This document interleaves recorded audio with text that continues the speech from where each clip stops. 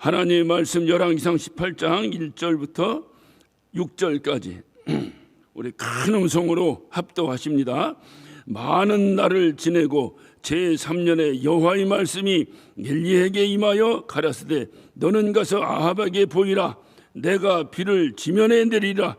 엘리야가 아합에게 보이려고 가니 그때에 사마리아의 기근이 심하였더라. 아합이 국내 대신 오바다를 불렀으니 이 오바다는 크게 여호와를 경외하는 자라. 이사벨이 여호와의 선지자들을 멸할 때에 오바다가 선자 100인을 가져 50인씩 굴에 숨기고 떡과 물을 먹였더라.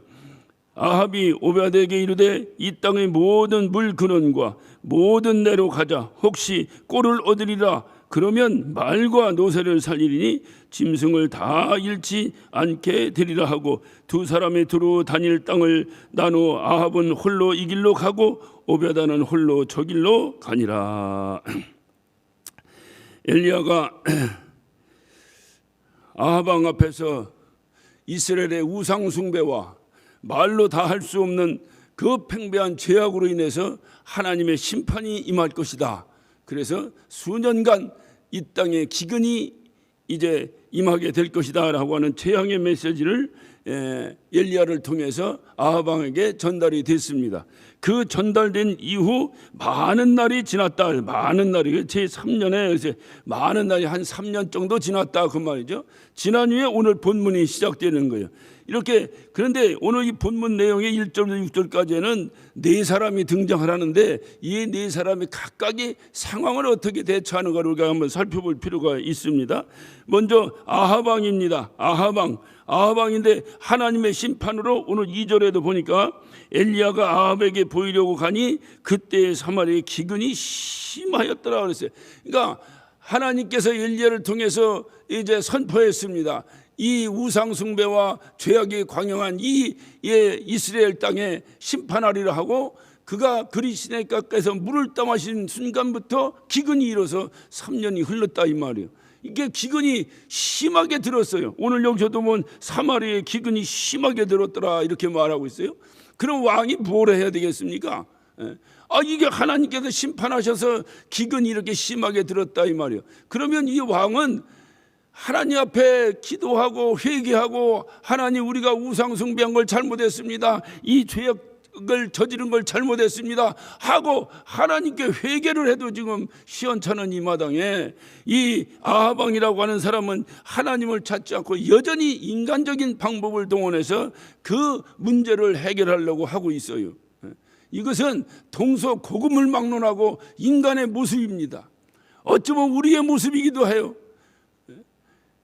우리 교회가 이렇게 힘들고 어려운 일을 당했는데 그랬을 때 우리가 회개하고 엎어져서 하나님 우리에게 새 힘을 주시고 우리에게 새로운 어떤 교회를 허락하시고 하나님 우리에게 새로운 믿음을 허락해달라고 이렇게 기도하고 해도 시원찮은 판인데 전부 인간적인 방법을 동원한다 그 말이에요.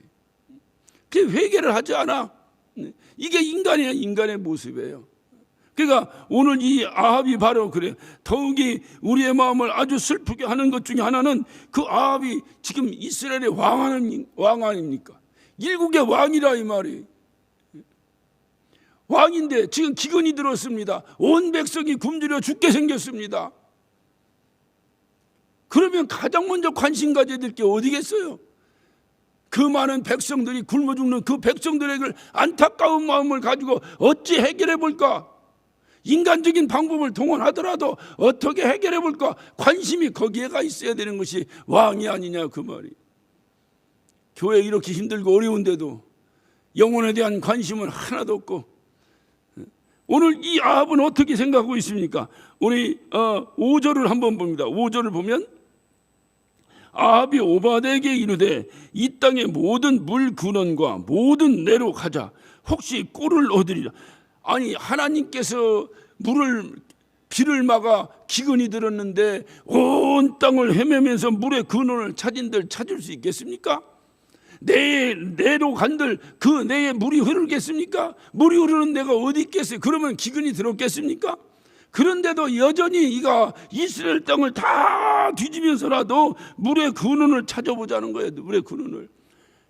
하나님께 기도해서 해결해야 되는데 물의 근원을 찾아오자 이 말이에요. 더 가관인 것은 바로 뭡니까? 그러면 오전에 그러면 그 물의 근원을 찾으면 그 말이에요. 말과 노새를 살리리니 짐승을 다 잃지 않게 되리라. 아니 물의 근원을 찾고 내에 흐르는 물이 흐르는 데를 찾으면 어떻게 해야 되겠습니까?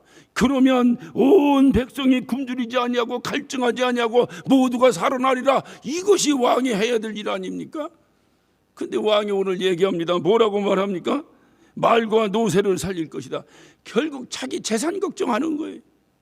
교회가 이 지경이 되는데 재산 걱정하고 있는 거예요. 교회가 이 지경이 되는데 이 지경에 대해 헌금 안 나오는 걱정하는 거예요. 성도들이 어떻게 지금 힘들어하고 성도들이 어떻게 가슴을 치고 어떻게 눈물 흘리고 이 영혼들이 받은 상처를 어떻게 해결할 것인가에 대한 관심은 조금도 없고 말과 노새가 굶어 죽지 않을 것에 대한 걱정을 하고 있다 이 말이에요. 하나님 심판 받아야 돼요? 안 받아야 돼요? 에? 여러분이 기준을 할 때 하나님의 심판을 받아야 돼? 안 받아야 돼? 어찌 보면 당연한 심판이에요. 두 번째 인물입니다. 두 번째는 이세벨입니다. 하나님의 심판과 징계가 이스라엘에 진행되고 있어요. 지금 이 이스라엘이 기근이 들어서 온 백성이 좀 굶어 죽게 생겼어요. 그런데 이세벨이 한 것을 보세요. 우리 4절을 봅니다. 4절. 이세벨이 여호와의 선지자들을 멸할 때에 오바다가 선자 100인을 가져 50인씩 굴에 숨기고 떡과 물을 먹였더라 그랬습니다. 자, 이세벨이 여호와의 선자를 멸하려 할 때에 그랬어요. 멸하려 할 때에. 그러니까 지금 이 기근이 들어 이 난리가 났는데도 하나님께 회개는 고사하고 지금 하나님의 선자들을 전부 죽여버리는 일에 이가 힘을 다했다 그 말이에요. 하나님의 선자를 죽이고 박해하는 일에 몰두합니다. 참으로 잔인한 여인이에요. 그러니 왕도 그렇지 왕비도 그렇지 심판 받아야 돼? 안 받아야 돼? 이스라엘이 이래서 심판이 떨어진 거예요. 하나님의 심판이. 깨달으라고. 하나님이 심판하시는 것은 깨닫고 살으라고 심판하시는 거예요. 세 번째 인물입니다. 세 번째 인물은 국내 대신 오바댜입니다. 3절입니다. 아합이 국내 대신 오바댜를 부르니 이 오바댜는 크게 여호와를 경외하는 자라. 이 상황 속에서 왕과 왕비가 이렇게 헤매고 있는 이 상황 속에서 그의 국내 대신 중에 하나의 오바댜는 심히 크게 하나님을 여호와를 경외하는 자라 그랬습니다. 이토록 부패하고 우상 숭배로 들끓는 나라 안에서 오바댜 같은 사람이 등장한다는 것이 참으로 우리의 관심을 끌고 있어요. 어떻게 온 국민이 지금 아합 왕이나 이세벨이나 그 왕과 왕비가 이럴 정도면 그의 신하들은 당연한 것이요. 그런 면에서 온 백성이 지금 어떻게 지내고 있는가는 불보듯 뻔한 일인데 이 가운데서 오바다가 하나님을 경외한다. 크게 그것도 그냥 경외가 아니라 크게 하나님을 경외한다. 오바다는 우상 숭배도 타협하지 아니하고 오히려 이세벨이 박해했던 그 선지자 100인에게도 오늘 4절입니다. 오바다가 선자 100인을 가져 50인씩 굴에 숨기고 떡과 물을 먹였더라 그랬어요. 떡과 물을 먹였더라. 지금 이 판국에 오바다라고 하는 사람이 있는데 이는 크게 하나님을 경외하는 자인데 그 경외하면서 어떻게 했냐. 하나님의 선자를 다 죽이려고 할 때에 100인을 굴에 숨겨놓고 떡과 물을 먹였더라는 겁니다. 한두 명도 아니고 100인을 떡과 물을 갖다 먹일 때는 목숨을 내는 일 아니겠어요? 왕비가 죽이겠다고 지금 설치고 있는데 그를 굴에다 숨겨놓고 매일 떡과 물을 갖다 나르면서 그것도 한두 명도 아니고 100명씩이나 되는 이 어떤 선지자들에게 그것을 먹여서 그 선지자들을 살려내는 사람. 하나님 보실 때 뭐라고 인정했어요? 크게 여호와를 경외하는 자라. 크게 여호와를 경외하는 자라. 우리는 이렇게도 생각할 수가 있겠어요. 이런 상황 속에서 어떻게 하나님을 경외하면서 그것도 국내 대신까지 이렇게 높은 지위에까지 올라갈 수 있었단 말인가? 그러니까 이것은 다시 말하면 아마 살기 위해서, 이가 그래도 살기 위해서 그 왕의 눈치도 봐가면서 왕비의 눈치도 봐가면서 같이 타협도 하면서 서로 우상숭배할 때 또 하기도 하면서 뭐 이러면서, 오늘날 정치인들 보세요. TV를 보면 하루는 교회 나왔다가 하루는 절에 갔다 하잖아요. 하루는 교회에 앉아가지고 예배하는데 그 다음날 보니까 절에 가서 또 이거 하고 있더라고요. 그러니까 적당히 타협하고 어떤 적당히 타협하고 살 길을 찾아가는 거예요. 혹시 이 국내 대신이 그렇게 하지 않았느냐? 적당히 그렇게 하니까 국내 대신까지 올라갔지, 오바다가. 그러나 그의 중심에서는 하나님을 사랑하는 마음이 그의 중심에, 하나님이 그 중심을 보시니까 중심에는 분명히 그가 하나님을 경외하는 마음이 있었는데 행동은 눈치 봐가면서 적당히 타협하면서 어디 가선 이러다가 어디 가선 이러다가 이렇게 하다 보니까 이 사람이 국내 대신까지 가지 않았겠느냐라고 생각한다, 그 말이. 중요한 사실은 성경은 분명히 얘기합니다. 어떻든 크게 여호와를 경외하는 사람이다. 이가 크게. 그러니까 이 말씀을, 우리는 하나님 말씀을 그대로 우리가 받는다면 이 크게 하나님 경외하는 이 사람은 어떠냐? 어떤 상황 속에서도 그 상황이 문제가 아니라 어떤 상황 속에서 그는 하나님을 신뢰하고 경외하는 사람이었다. 그러니까 어떤 환경 속에서 하나님을 신뢰하는 게 중요하다. 지금 이렇게 타락하고 우상 숭배하고 하는 이런 엄청나게 타락한 이 어떤 나라에서도 그가 불가능할 것 같지만 그 안에서도 그런 믿음을 지키고 살았던 사람인 것은 분명합니다. 성공의 신부요 윤리학자인 조세 플래처라고 하는 학자가 있습니다. 이 사람이 쓴 유명한 책이 상황윤리라고 하는 책이 있어요. 상황윤리. 그 책에 한 예가 이렇게 나옵니다. 그 예는 볼금마이어라고 하는 그 독일 여인이 있었는데 전쟁 중에 그가 포로가 됐습니다. 러시아군의 포로가 돼서 우크라이나의 수용소에 수용이 됐습니다. 그의 남편은 또 연합군의 포로가 되어 웨일즈 수용소에 수용이 되었습니다. 그런데 그 남편은 어떤 연유인지 특사로 풀려나가지고 그래서 자기 고향 베를린으로 돌아갑니다. 그래서 그 베를린에 돌아가서 흩어진 자기의 자녀들을, 자기의 식구들 다 찾아요. 그래서 흩어진 세 자녀를 찾아서 이제 살게 되었습니다. 이 소식을 우크라이나 감옥의 수용소에 수용되어 있던 이 마이어 여인이 그 소리를 들은 거예요. 그 소식을 들으니 이 여인에게서는 얼마나 살고 싶은 욕망이 나왔겠어요. 어찌하든지 이 감옥을, 이 수용소를 떠나서 내 사랑하는 남편과 내 사랑하는 자녀의 곁으로 가서 아름다운 가정을 꾸리며 살겠다. 얼마나 큰 욕망이 있었겠어요. 그런데 그 전쟁통의 그 수용소가 언제 나갈지 모르는 거예요. 막막한 거예요. 소망이 없어요. 이럴 때에 그 수용소 안에서 오직 그 수용소에서 풀려날 수 있는 유일한 방법이 하나 있었는데 그것은 임신하는 거예요. 그때 이 마이어 여자가 바로 그 생각을 하고 자기에게 끔찍하게 잘해주고 이렇게 따뜻하게 해주는 간수가 한 명이 있었는데 그 간수에게 부탁을 합니다. 나를 좀 임신시켜달라고. 그리고 이 여인이 임신을 했습니다. 임신을 하니까 그 수용소 법에 따라 이 여인을 풀어줬어요.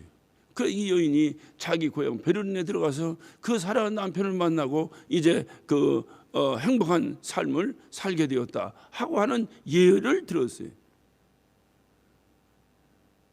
그리고 그 상황윤리는 이렇게 말합니다. 이 여인에겐 죄가 없다. 이 여인은 그 목적이 가족과 결합하는 것이다. 그러므로 이 여인의 간소와 간음한 것은 결코 죄가 아니다. 이것이 상황윤리예요. 상황에 따라서 그가 원래 목적이 선하기 때문에 방법이 어떻든 그것은 악이 아니다. 중요한 사실은 이 상황윤리에서는 한 가지 중요한 맹점이 하나가 있어요. 그것은 바로 하나님의 능력을 믿지 않은 것입니다. 하나님의 능력을 인정하지 않은 거예요. 그래서 성경은 말합니다. 성경은 과정이 중요하다는. 아무리 좋은 결과를 얻으려고 해도 과정이 나쁘면 그것은 나쁜 것이라는 거예요. 그래서 성경은 말합니다. 좋은 나무여야 좋은 열매를 맺는다. 나쁜 나무에서는 결코 좋은 열매를 맺을 수 없다. 그러니까 좋은 열매를 맺으려고 하는 것이 아니라 뭐를부터 해야 돼요? 좋은 나무가 되는 것이 먼저라는 거예요. 좋은 나무가 되면 내가 걱정하지 않아도 좋은 열매는 맺히게 된다, 그 말이에요. 그래서 우리의 신앙생활은 과정이에요. 아무리 좋은 목적이 가졌어도 과정에 어떤 방법이 인간적인 방법이라든가, 만약에 아무리 좋은 목적을 가졌어도 과정이 세상적인 방법이라든가, 아무리 좋은 목적을 가졌어도 과정이 약하다면 그것은 결코 하나님이 인정하지 않으실 것입니다. 우리의 신앙생활을 돌아보면서도 우리는 수차에 걸쳐서 이런 문제들에 대한 하나님과의 해결을 해야 돼요. 아무리 과정이, 아무리 결과를 우리가 좋은 어떤 목적을 두었다 하더라도 좋은 목적을 두었으면 과정이 좋아야 되는 거예요. 과정이. 그런데 상황윤리는 어떻게 말하느냐? 그때 상황은 그럴 수밖에 없었다는 거예요. 세상 법도 상황윤리에 맞춰서 합니다. 그래서 재판할 때도 상황윤리에 맞춥니다. 똑같이 사람을 죽였어도 이렇게 죽인 사람과 이렇게 죽인 사람과 이런 마음으로 죽인 사람과 이런 마음으로 죽인 사람의 형량이 달라요. 상황윤리예요. 그래서 하나님께 이게 중요한 맹점 중에 하나는, 아무리 캄캄하고 우리 주님 말씀하셨어요. 내가 사방에서 우겨싸움을 당한다 할지라도 우겨싸움을 당하지 않을 것이다. 결단코 너는 그거를 뚫고 나갈 수 있는 해방구가 있을 것이다. 기도해라. 내가 부르짖으라. 주님 말씀하냐, 입을 크게 벌려 부르짖어라. 그러면 내가 크고 비밀한 것을 응답할 것이다. 믿으시면 아멘 하시기 바랍니다. 어떤 환경에서도, 물론 인간적으로 생각하면 이 어떤 볼그마이어라고 하는 이 독일 여인의 이 행위에 대해서 누가 돌을 던질 수 있겠어요? 이가 자기의 어떤 육체적 쾌락으로 해서 그랬습니까? 이가 어떤 자기의 일신의 어떤 명예를 위해서 그랬습니까? 아니에요. 사랑하는 가족과 살고 싶은 그 마음 하나뿐이었었어요. 그래서 속히 이곳을 석방돼서 어떤 이곳에 풀려서 빨리 자기 고향 베를린으로 돌아가서 사랑하는 가족들과 함께 살고 싶은 아주 소박한 꿈을 가지고 있었어요. 누가 그 여인에게 돌을 던질 수 있겠어요? 그게 인간 세계에서 얘기하는 거예요. 그런데 하나님은 그렇지 않다는 거예요. 불가능한 것 같아도, 도저히 그 감옥에서 나올 수 없는 상황이라 하더라도, 인간적으로 볼 때 앞이 캄캄한 상황이라 하더라도 앞이 캄캄할 때 기도하세요.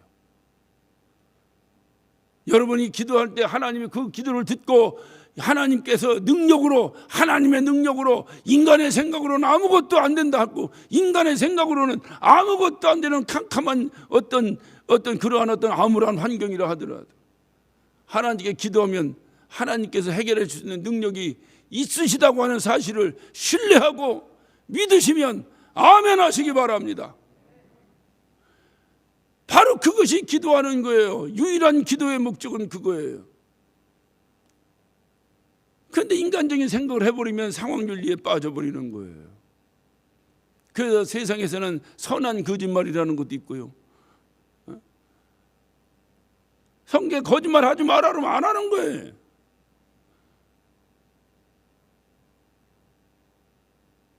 바로 이 조세 플리처라고 하는 이 사람의 상황윤리에 대해서 반박한 사람이 있었습니다. 보수주의 신학자였던 존 몽고메리라고 하는 신학자가 있었어요. 교수가. 그래서 이 두 사람이 설전이 붙었습니다. 그러니까 이 플리처 교수는 끊임없이 이 어떤 그 예를 들었던 이 여인의 예와 같이 도저히 이게 꼼짝도 못하고 죄를 지을 수밖에 없는 상황, 그런 상황들을 계속해서 끊임없이 제시하면서 이 몽고메리 교수를 압박하기 시작했습니다. 이럴 땐 당신 어떻게 하겠어? 이럴 땐 당신 어떻게 하겠어? 이럴 때는 당신 어떻게 하겠어? 그때 이 몽고메리 교수가 대답을 합니다. 나도 어쩔 수 없이 그때는 죄를 질 수밖에 없겠네요. 나도 어쩔 수 없이 그럴 때는 죄를 질 수밖에 없겠네요. 그러나 나는 분명히 한 가지는, 나는 그럴 수밖에 없었기 때문에, 상황이 그렇기 때문에 그렇게 할 수밖에 없었기에 나는 죄를 진 것이 아닙니다라고 말하지는 않겠습니다. 그 상황이 그래서 어쩔 수 없이 내 인간의 연약함 때문에 그렇게 했다 하더라도 나는 하나님께 나아가 무릎 꿇고 기도할 것입니다. 하나님, 용서해 주세요. 내가 죄를 지었습니다. 여러분은 어떻게 생각하십니까? 우리가 살다 보니, 여기서 설교하는 김익현 목사나 여러분이나 다 연약한 인간입니다. 살다 보니 그렇게 살고 싶지 않아도, 그렇게 살고 싶지 않냐고, 오직 주님 말씀대로만 살고 싶고, 오직 주님만을 신뢰하고 싶고, 오직 기도해서 응답만 받고 살고 싶은 그 마음이야 왜 없겠어요?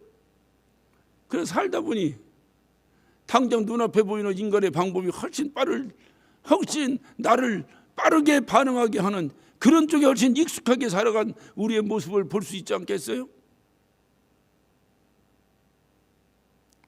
누가 이 여인에게 돌을 던지겠어요? 아무도 그럴 자격 없습니다. 그러나 상황윤리에 빠져서 나는 그렇기 때문에 죄진 것이 없습니다라고 말한다면 그 사람은 하나님과 영원히 결별될 것입니다. 그래서 내가 죄진 것이 없다고 말한다면 그 사람은 이미 하나님의 사람이 아닐 것입니다. 그럴 수밖에 없었음에 인간의 연약함을 통곡하며 십자가 앞에 무릎 꿇고 주님, 나를 용서해 주세요. 나의 연약함으로, 주님의 신뢰하는 마음이 부족함으로 내가 그럴 수밖에 없었습니다라고 그렇게 고백할 수밖에 없었을 거예요. 그것이 바로 인간의, 우리가 해야 될, 하나님의 자녀가 해야 될 바른 자세가 아니겠는가.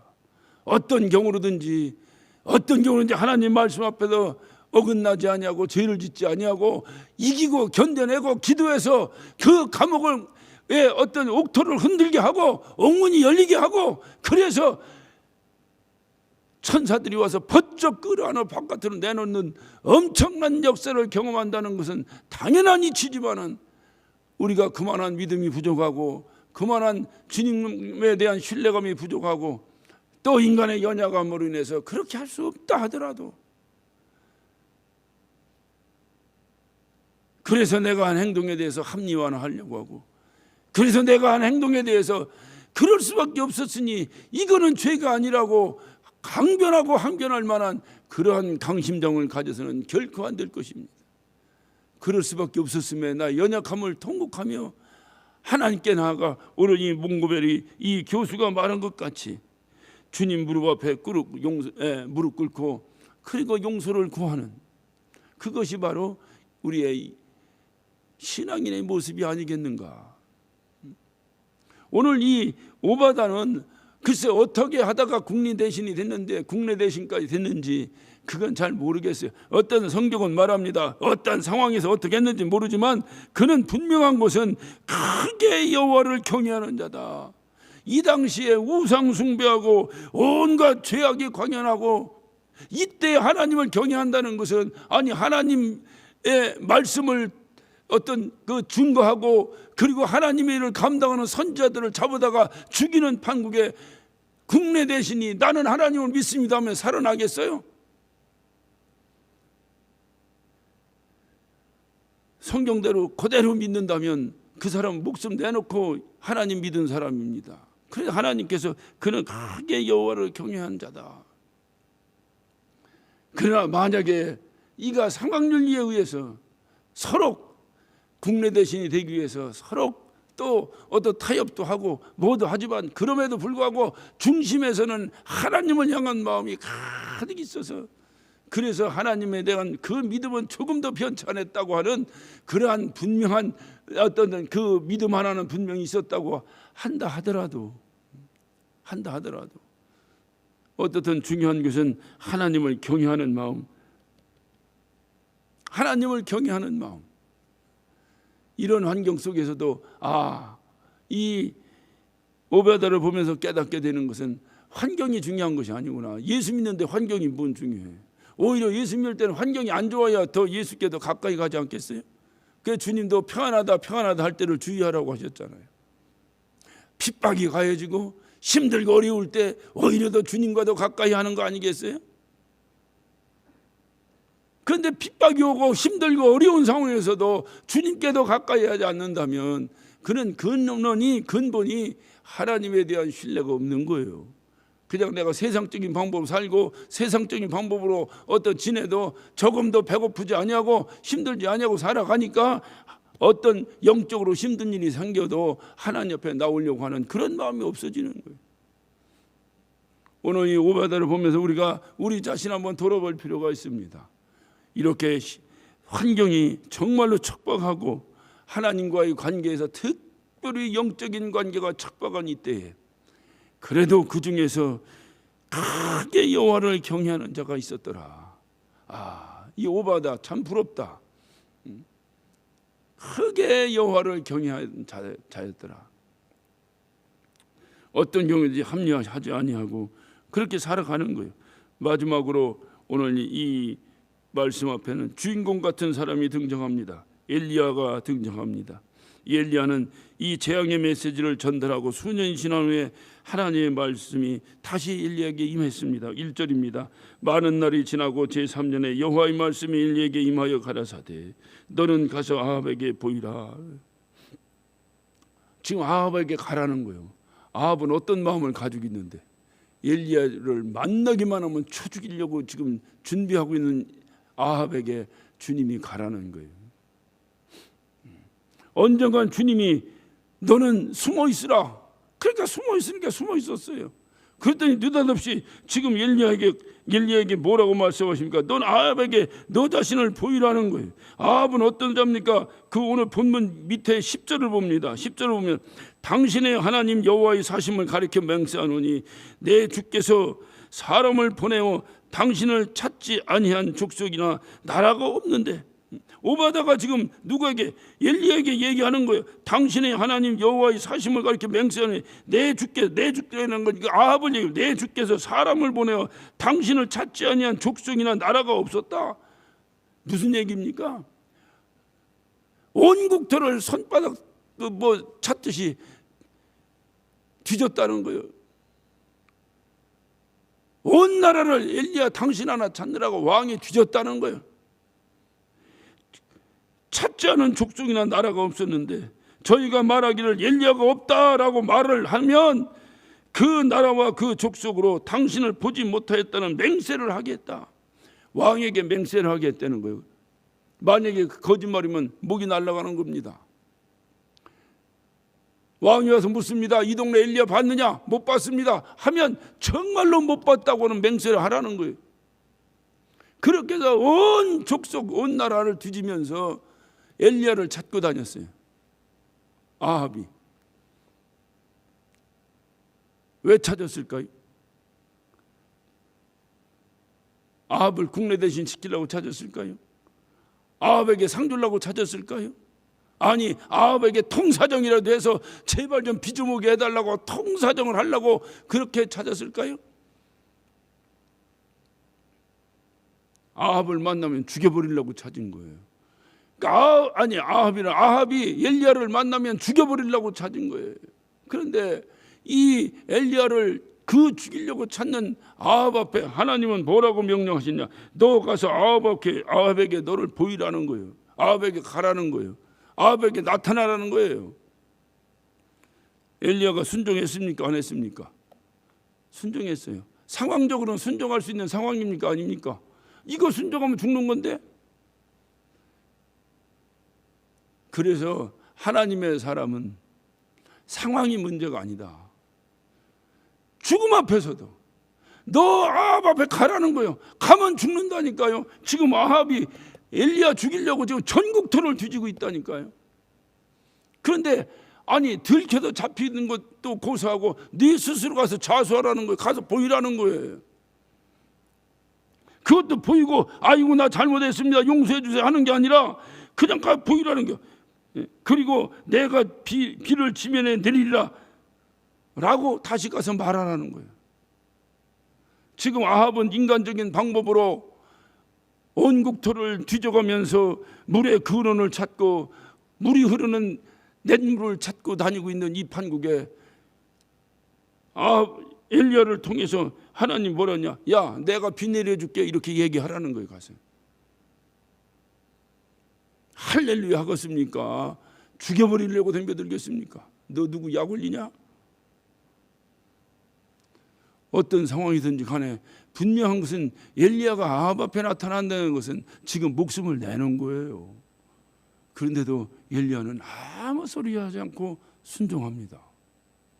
그게 하나님의 사람이에요. 엘리야라고 하는 이름은 하나님이 나의 하나님이다라는 뜻이에요. 하나님이 나의 하나님이다. 그래 하나님의 명령 앞에 그냥 순종한 거예요. 그렇게 순종. 하나님께서 가라면 가고 서라면 서고. 그랬더니 이 엘리야를 통해서 엄청난 일이 일어나잖아요. 바알과 아세라 선지자와 함께 갈멜산 꼭대기에서 대영적인 대전투가 벌어집니다. 850대 1의 대전투에서 이기잖아요. 그리고 드디어 그 3년 반 동안 가물었던 그 땅 위에 단비가 쏟아지기 시작했어요. 하나님의 말씀에 순종하니까 그렇게 되잖아요. 어떤 분이 그래요. 기우제나 이렇게 세상 사람들 막 기우제 지내는 것은 반드시 응답된다는 거예요. 그 왜 반드시 응답되냐? 그랬더니 비가 올 때까지 하니까 그걸 응답된다는 거예요. 뭔 얘기인지 알아들으셨어요? 비가 올 때까지 하는 거예요. 그냥 비가 올 때, 그러니까 기우제 안 해도 그때 되면 비가 온다니까. 그런데도 기우제 한다고 하고서는 비 올 때까지 한다는 거예요. 그래서 기우제는 반드시 응답된다고. 이게 미신들이나 샤머니즘에서 나오는 얘기들이에요. 그러나 우리의 기도는 그게 아니에요. 우리의 기도는 우리의 로드십, 우리의 주권을 하나님께 있는 거예요. 하나님이 주도하는 거예요. 내가 주도하는 게 아니에요. 오늘 시간 여러분이 하나님께서 기도하라는 그 명령에 순종해서 이전에 나왔어요. 여러분이 기도합니다. 여러분 응답될 때까지 기도합니까? 당연히 응답될 때까지 기도해야 돼요. 그런데 그 응답이 기우제 지내듯이 비 좀 오게 해주세요. 비 좀 오게 해주세요. 비 올 때까지 기도하듯이 기도하는 것은 이 기독교 안의 미신이에요. 여러분이 기도하고 제가 기도하는 건 뭐냐? 하나님의 뜻이 임하도록 기도해야죠. 나는 비 왔으면 좋겠다고 기도하는데 하나님의 뜻이 비 안 오는 거면 비 안 오는 쪽으로 이루어지는 것이 응답 아니겠어요? 그래 우리 신앙과 샤머니즘의 차이는 이렇게 있는 거예요. 우리 신앙은 어떠냐? 하나님 내가 원하는 것은 이겁니다. 우리 주님이 우리에게 본을 보여주셨잖아요. 내가 원하는 것은 이 잔이 내게서 지나가는 것입니다. 그러나 내 원대로 마옵시고 아버지 원대로 해달라고. 그리고 아버지 원대로 이루어졌어요. 그러면 주님의 기도는 응답이 안 된 겁니까? 응답이 안 된 겁니까? 된 겁니까? 주님은 그것을 우리에게 모범으로 보여주신 거예요. 오늘 이 저녁에 여러분이 주님의 뜻을 구하시길 바랍니다. 하나님 나 정말 이랬으면 좋겠습니다. 내 소원을 아라는 거예요. 간구하라고 그래도 간구하는 거예요. 그러나 여러분의 기도의 마무리는 내 원대로 마옵시고 아버지 원대로 해달라고 하는 거예요. 그것이 신앙이네. 미신과 우리의 차이가 뭐예요? 미신은 내가 주권자예요. 그러니까 내가 원하는 대로 돼야 되니까 비 오라니까 비 올 때까지 기도하는 거예요. 그러나 우리는 내 원대로 마옵시고 내 아버지 원, 아버지가 하시는 것이 진짜예요. 그러니까 아버지가 원하는 것이 뭡니까? 비 오는 것이면 비를 내리게 해주시고 비 오는 것이 아니면 비를 오지 않은 것도 아버지 뜻이니 나는 그 어떤 환경에서도 당신 앞에 순종하겠습니다. 이렇게 순종할 때 그를 통해서 하나님의 놀라운 역사가 일어나는 거예요. 저와 여러분 가운데 하나님이 하셔야 될 일들이 있어요. 우리는 엘리야와 같이 어떤 앞에서 순종하는 거예요. 가라면 가고 서라면 서고 하나님의 외치라면 외치고 잠잠하라면 잠잠하고 왜? 그를 신뢰하는 전적으로 그를 신뢰하는 거예요. 이렇게 신뢰할 때 하나님의 놀라운 역사가 일어날 줄로 믿습니다. 우리도 이 새해 이제 정말로 우리의 모든 인간적인 생각 다 내려놓고 상황 윤리적인 생각도 사고도 다 내려놓고 어떤 환경에서든지 하나님의 뜻이면 신뢰하고 죽음의 자리까지라도 순종해 나갔던 엘리야의 믿음을, 엘리야의 그 신앙을, 엘리야의 그 신뢰함을, 하나님의 신뢰함을 나에게도 주시옵소서. 그래서 하나님의 위대한 역사를 이루게 하여 주옵소서. 이것이 새해 첫 우리의 새로운 마음가짐으로 하나님께 기도하는 우리의 기도의 모습이 되시기를 예수 이름으로 축원합니다. 오늘 이 저녁에 나와서 기도할 때에 여러분 그렇게 기도하세요. 하나님, 나에게도 엘리야와 같은 믿음을 허락하셔서 주님이 원하는 대로, 주님이 원하는 결과대로 순종하며 살아가는 자 되게 하여 주옵소서. 바로 그것이 주님이 어떤 말씀을 하시든지 나는 순종하겠습니다. 주님이 어떤 환경에 나를 밀어넣든지 나는 순종하겠습니다. 주님이 하라는 대로 하겠습니다. 이 온전한 신앙 고백이 저와 여러분 가운데 이루어지시기를 예수 이름으로 축원합니다. 우리 신앙 고백으로 우리 찬양하겠습니다.